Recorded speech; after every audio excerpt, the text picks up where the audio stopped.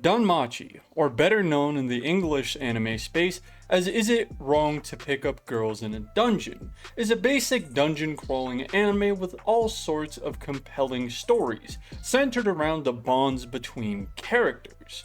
Even though some might think of it as your basic harem anime, others think of it as an epic fantasy deep dive on how characters come together and form connections. One of the biggest forms of connections between characters are known as a familia. Familias are a composition of heroes who form around gods and dive into dungeons to battle against monsters. Now, our main character, Belle Cornell, is the first hero within the goddess Hestia's familia. But how would it have gone if Belle instead found himself in a different familia? To understand the implications here, we have to look at what other gods might have adapted Belle into their familia, or how more gods could have been enticed to let him join. Today I'm going to overview two of these options. The first being a basic overview of what other gods might have grabbed Belle into their familia, and secondly, an interesting concept or execution on how this could have gone down with a very particular god in the story, which could have made the story just as interesting, if not more so, to begin with. But before we get into all that, hello everybody and welcome back to the Fiction Weavers. My name is Jonathan, but most of you know me as Six, and today we are covering this beautiful concept right here. If you haven't yet, make sure to smash that like button, subscribe, and comment down below, as it really helps out the YouTube algorithm. Also, if you want to interact with me or my community directly, we have a public Discord that I am fairly active in, being in there almost daily. So, without further ado, I've wasted your time long enough, let's get this video started.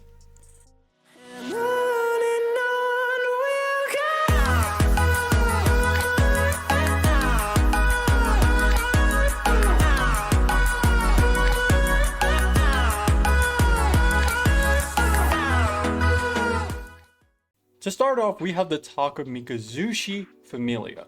This is, in my opinion, the most likely familia to have adopted Belle, since it is filled with miscreants and non-potential seekers alike. Lord Takamikazushi is, in all, a kind god, similar to Hestia, and even if Belle showed no promise or potential, there is still a likelihood he could have found himself in the familia. Whilst there is also a possibility he could have found himself in Freya's familia. In my opinion, there is a large possibility that even if Belle did not find Hestia, he might have still dwelled around the guild, for example, trying to find a god willing to take him in. Here, Freya might have still grown obsessed with him as her alter ego, Sirflova. Now, am I saying this would have happened? No, but it is a possibility. And that's just the basics on what I wanted to overview at the start here, since these two familias were a likely candidate. But the one I'd like to dive into properly today is the Loki familia. Now, as the Loki familia goes, the deepest character we have an understanding for is Lady Eyes. Not only is she a fan favorite character and total badass, but is a strong love interest for the character of Belle Cornell. Now, how exactly would we go about getting Belle into this familia, since Loki only tends to take people who have a certain type of drive, ambition, or powerful aura to them? And not to say that Belle doesn't later gain all these traits, but to start off with, I don't think he would be accepted into the familia just like that. Instead, what I propose is having Belle do something which would lead to this. The specific event I would personally like to refer to is I would like to have seen Belle not being able to find a god companion for a long time, and thus start sneaking into the dungeons, with the main event I think being the trigger for him joining the Loki familia being the Minotaur fight. After sneaking into the dungeon a few times, he would eventually encounter the Minotaur, like he did in the early seasons of Danmachi. But instead here, since he had not been awakened yet and hasn't been able to progress his level, there's not really much saying that he would awaken his augur trait. He's not even a level 1 yet. But there's still a possibility. he could have still found the grimoire inside of the guild building, which could have led to him still awakening this trait or some others. Now, I would like to point out that even if Bell did not have any abilities, it is still likely that he would have tried to fight the Minotaur to make sure no one else got hurt. In my personal headcanon, here he would still unlock the Augur trait, regardless of if it was something caused by him reaching a certain level. I would like to consider this as a connection to his past. Using the Familia myth games as an example, I think it's likely to say that this probably comes from Bell's bloodline, and that him being in that stressful situation is what unlocked the trait to begin with. Here, obviously, as per usual, we see him fight off against the Minotaur, maybe just a little less effectively this time, due to not having much prior experience or the power of even one level worth of awakening. But nevertheless, eventually, Eyes and her group would run into him. He'd faint near the end of the fight, us being unsure if he defeated the Minotaur or not, and Lady Loki's group would take him in to make sure he's okay. Along the line, they would discover that he's not awakened yet. Trying to check his back, they find no status window. And this could lead to a sort of interest in Bell from Loki. Now, when it comes to Loki, she has been very possessive of Eyes in particular. So I think if Eyes was to put in a good word for Bell, her weird obsession with the character would lead Loki to want to adapt Bell into her Familia, which is the path I would personally follow if I was to do an entire series on this concept. Allowing Bell not only to be surrounded by powerful companions, but also have a god and a group backing him that would allow him to progress as fast, if not faster, than he did originally. Now, obviously here the goal would be for him to work up from lower teams to eventually joining Isa's team, making the two a formidable duo within Lady Loki's Familia. And here I think the story has a lot of space to grow. There is a possibility that Bell still makes the original friends he did along the way, or possibly even not. Not having ever had a need to meet those characters, there's a likelihood that he would create new friends and new bonds along with his new companions in his new Familia, which is a more interesting side to explore. When it usually comes to hypotheticals, more often than not, they just explore the slight changes of these series instead of the massive implications of changes within the worldscape. For example, Bell joining a different Familia, it would change his path in life, his acquaintances, the people he meets, and the people he doesn't meet.